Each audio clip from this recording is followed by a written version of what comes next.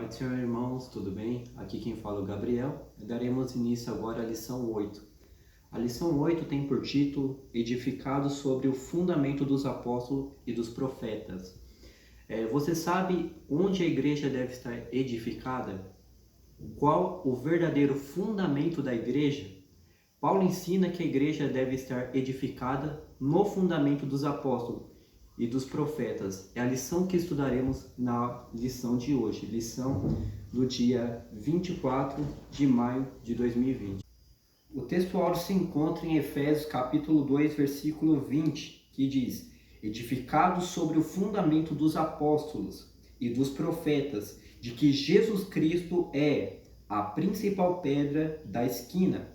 A verdade prática diz: Jesus Cristo é a pedra basilar da igreja, que está edificada por meio dos ensinamentos dos apóstolos e do testemunho dos profetas.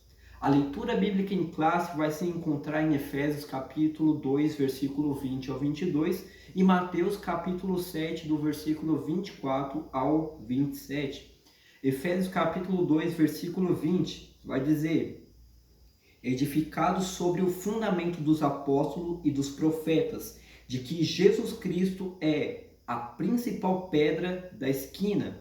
21, no qual todo o edifício bem ajustado cresce para templo santo no Senhor, no qual também vós juntamente sois edificado para a morada de Deus no Espírito.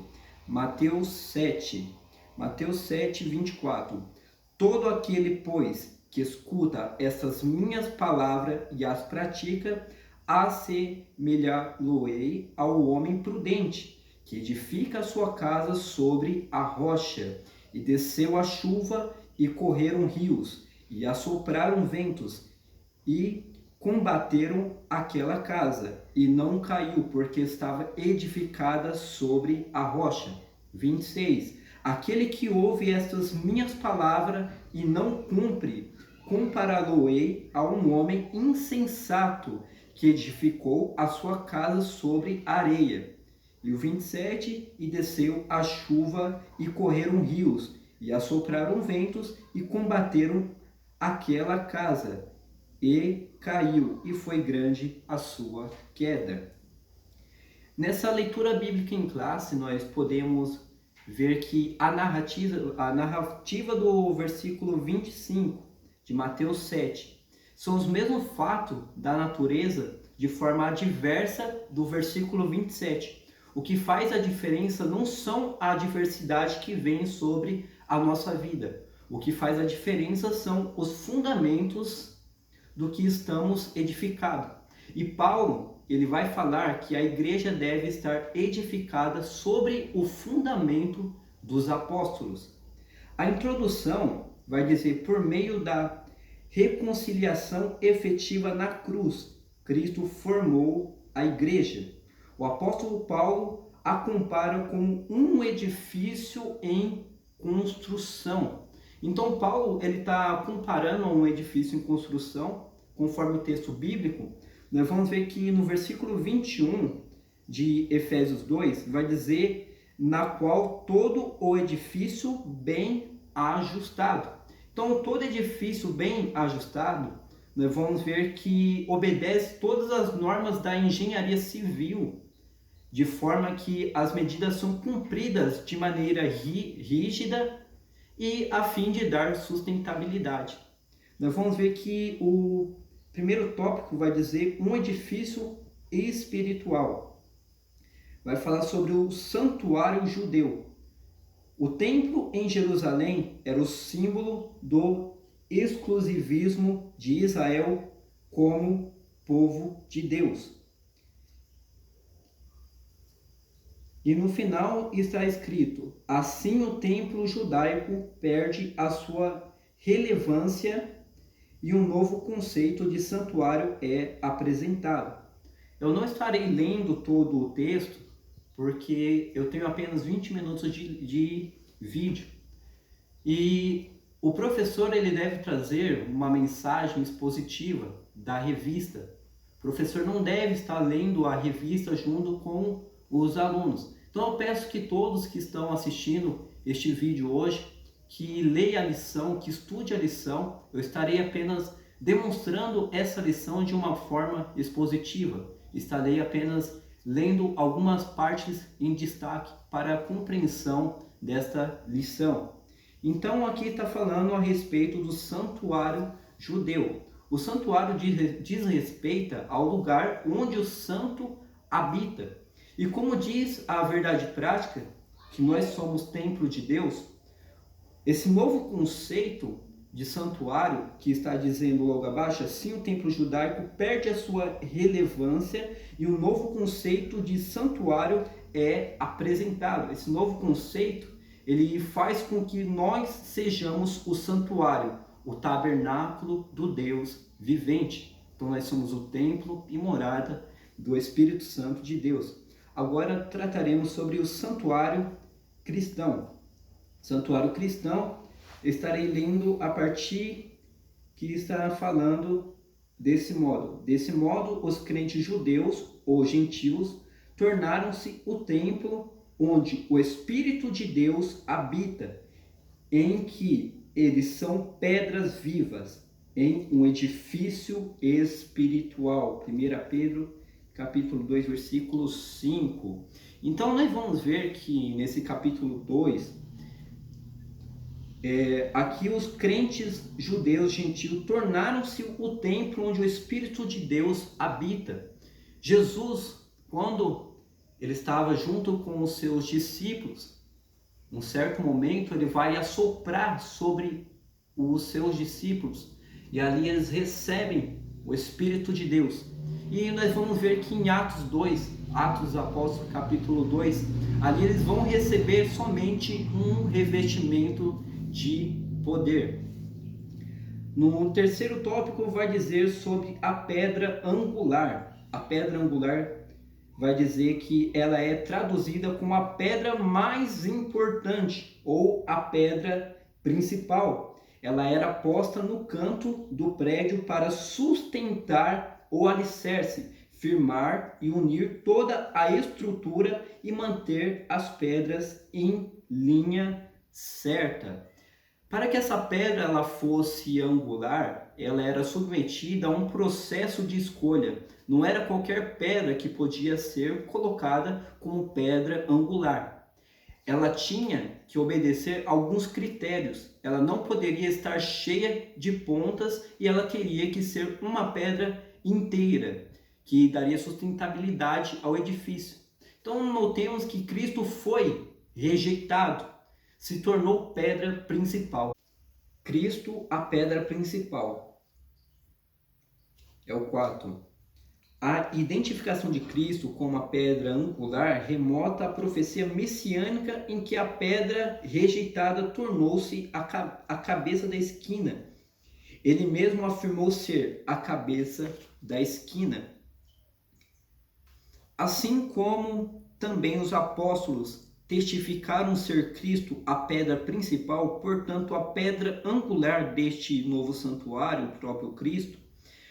No Sermão do Monte, aprendemos que o homem prudente edifica a sua casa sobre a rocha, que é Cristo Jesus. Então, o que podemos aprender? Que os apóstolos, eles tinham Cristo como a pedra principal, a pedra angular. Cristo, ele foi rejeitado pelos homens, mas ele foi aceito por Deus. Ele é o Deus verdadeiro. O fundamento dos apóstolos é estar comissionado no fundamento de Cristo. E o fundamento dos profetas é a mensagem de Cristo, que é o fundamento. Então aqui eu encerro o primeiro tópico e já retornaremos com o segundo tópico, que vai dizer sobre o fundamento dos apóstolos e dos profetas. Então, nesse primeiro tópico, nós podemos aqui aprender sobre o edifício espiritual, nós aprendemos sobre o santuário judeu, o santuário cristão, a pedra angular e que Cristo é a pedra principal, que no caso era a palavra de Deus, é o fundamento dos apóstolos. Nós vamos aprender nesse próximo capítulo que vai ser a palavra de Deus.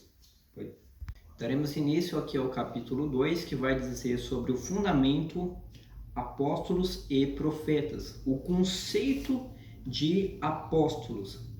Como havia informado, não estarei lendo o capítulo inteiro, peço a compreensão, e os irmãos em suas casas possam estar lendo todo o capítulo. Aqui vai dizer, aos apóstolos foi confiado o ministério da palavra com o compromisso de instruírem a igreja. Atos capítulo 6, versículo 2 ao 4. E nesse aspecto, os apóstolos são aqueles que foram comissionados por Cristo para a igreja primitiva.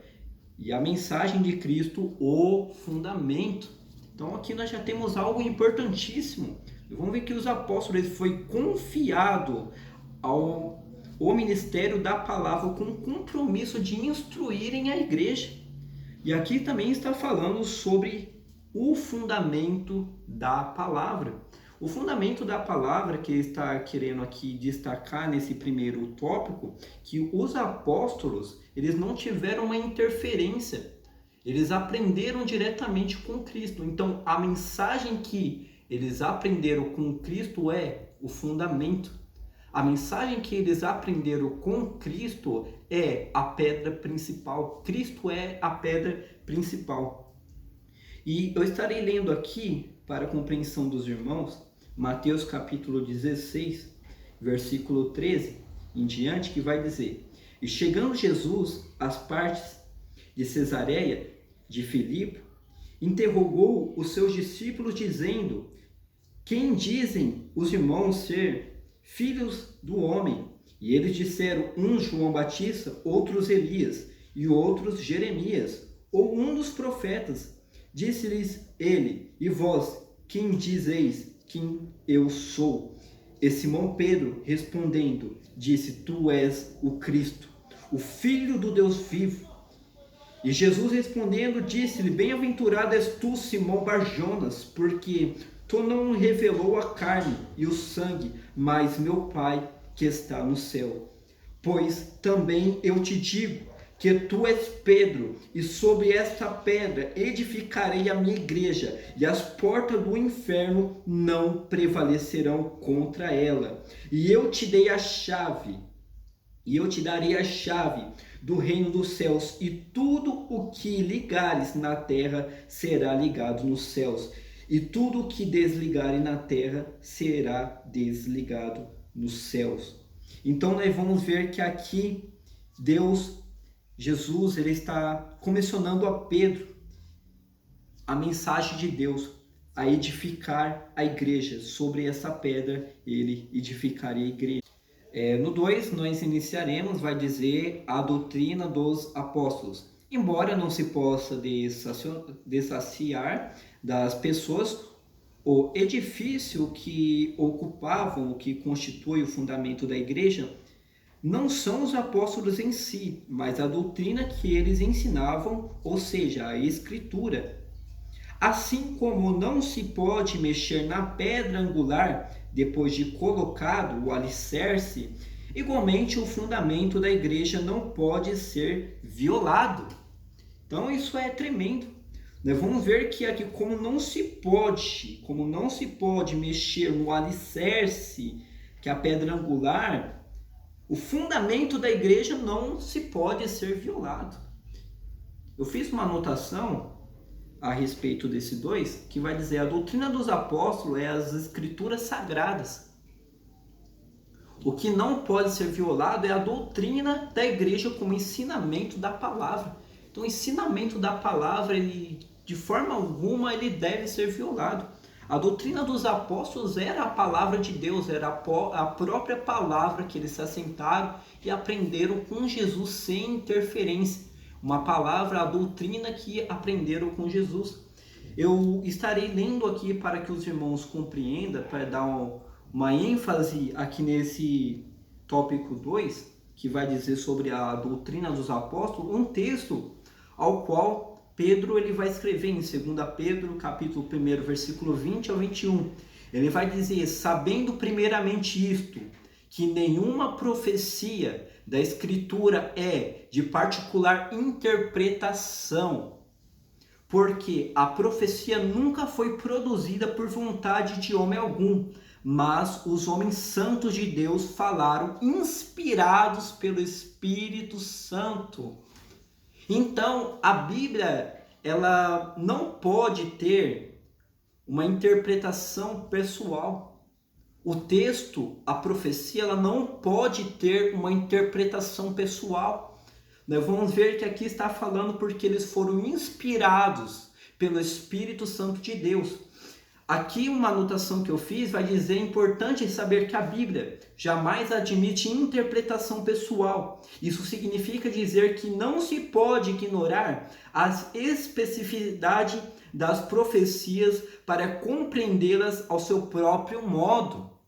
Toda profecia bíblica possui uma mensagem central.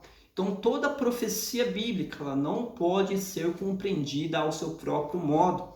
Quando tal irmão estiver lendo a Bíblia e você tiver uma compreensão pessoal, primeiramente, verifica os fundamentos, verifica se tem base bíblica.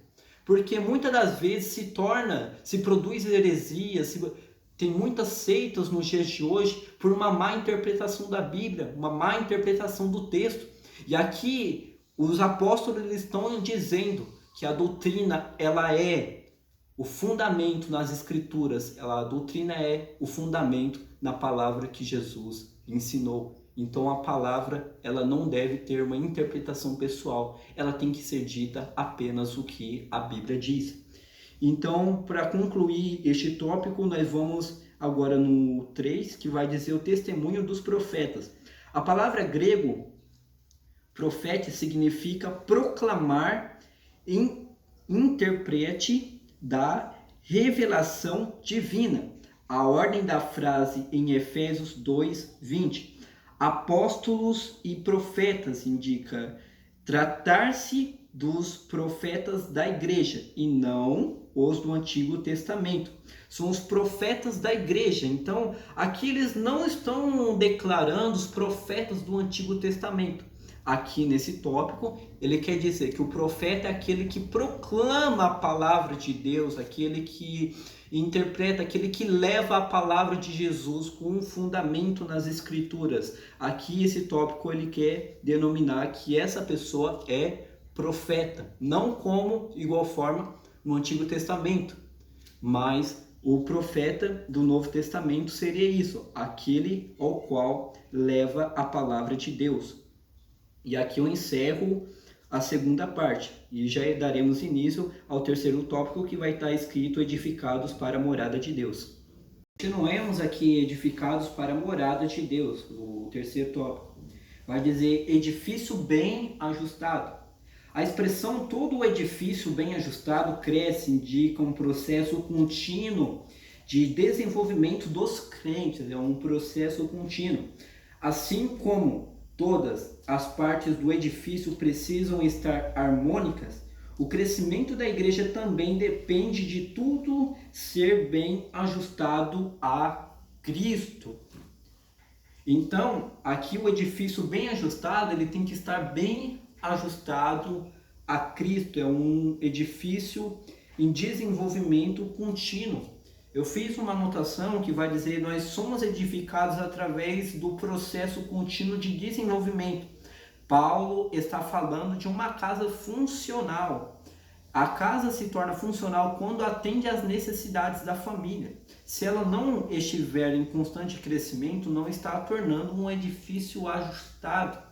Então, que atende à necessidade da família. Supomos que você está em uma casa aonde que a sua parede ali está vazando, aonde que você vai abrir uma torneira, não sai água. Você vai ver a sala está uma bagunça, o quarto está uma bagunça. Ali não é uma casa funcional. Uma casa funcional o que seria? Seria uma casa bem ajustada, uma casa onde você vai abrir a torneira, vai sair água, uma casa onde você vai entrar na sala, entrar no seu quarto, ali vai estar tudo arrumado. Então é isso que Paulo está querendo destacar. Ele vai dizer que, assim como todas as partes do edifício precisam ser harmônicas, o crescimento da igreja também depende de tudo ser bem ajustado a Cristo. Então tudo tem que estar bem ajustado a Cristo. Falando agora sobre templo santo do Senhor, deixa eu ver se eu destaquei algo desse aqui. Vai dizer, todavia, a analogia paulina não se refere a uma estrutura material, mas sim ao crente que se tornou templo santo. Eu também fiz uma anotação, para poder não falar muito, que vai dizer templo santo no Senhor. Como sabemos que se tornamos um templo santo ajustado? É quando a glória de Deus se manifesta na nossa vida. Não, no caso, não é um pulo, não é um rodopio, é a manifestação da glória de Deus através das suas ações na nossa vida. Não se refere ao lugar que acontecia, mas dentro do lugar. Aqui está falando, todavia, a analogia paulina não se refere a uma estrutura material. Então aqui o que ele está se dizendo não é uma estrutura física, aqui eu estou dentro de uma casa, aqui eu estou numa estrutura física, eu estou aqui dentro.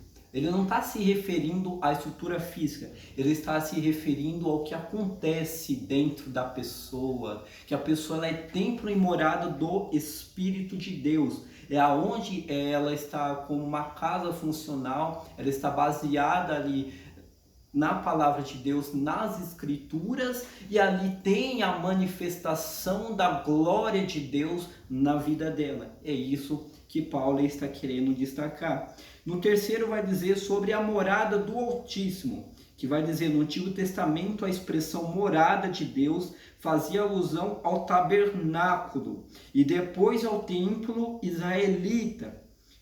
Indicava lugar de habitação permanente e de comunhão íntima. É uma habitação permanente de comunhão íntima. Morada do Altíssimo, esse deve ser nosso propósito de cada dia. Um lugar de habitação permanente. Então, oremos para que perceber a glória de Deus tem que ser um lugar de comunhão íntima e que sejamos edificados sobre o fundamento dos apóstolos.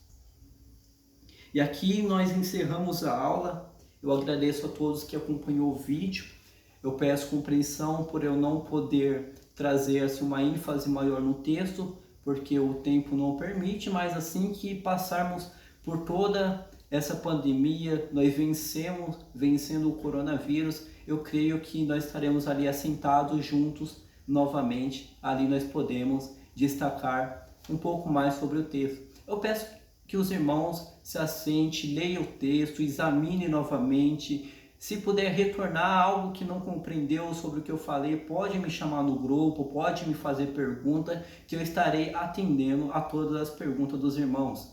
Então aqui eu encerro a aula. Shalom a todos.